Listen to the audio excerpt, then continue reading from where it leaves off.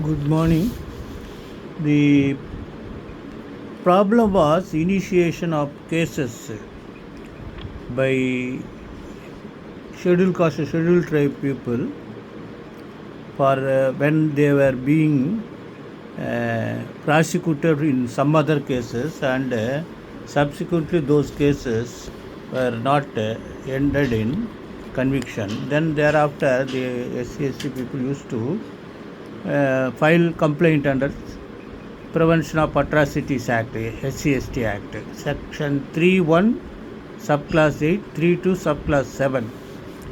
The Supreme Court, AAR 2025, Supreme Court AAR 2025, 3378, Supreme Court AAR 2025, 3378, Konde Nageshwar Rao versus Sri Ramachandra Murthy and another, wherein Sub-Inspector of Police and other two officers were being charged under ScSt Atrocities Act. A complaint was lodged, investigation was conducted, and finally when the accused preferred quash proceedings, the High Court has allowed the quash proceedings, and therefore the aggrieved complainant approached Supreme Court challenging the High Court order. Supreme Court has categorically held offence of atrocity. Complainant had alleged that after he had objected to wrongful allotment of plots made by accused, he was falsely implicated with malicious intent in a criminal case since he belonged to scheduled caste. Allotment made by accused was as per government instruction. Subsequently, allotment was cancelled. There was no reason as to why accused would proceed to malifiedly involve complainant and his family in the said case.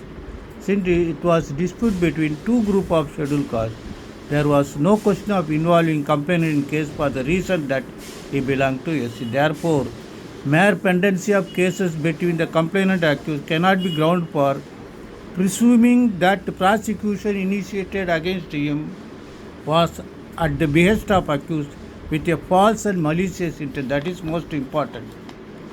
They have also referred Masum Hassan Shah Musalman versus State of Maharashtra, AR 2000, SC 1876, AR 2000, SC 1876, wherein they held that offences must have been committed solely on the basis of victim's caste status.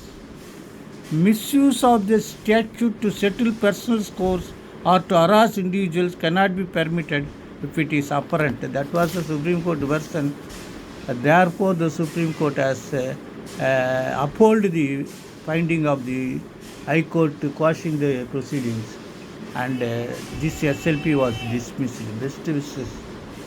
And you can go through the judgment very few pages so that you can understand what all other steps have been taken. Even if you are assisting ScSt people for prosecution, this judgment, even though ratio is not applicable, but the procedures which have been stated and discussed in the judgment would definitely help you. Best wishes.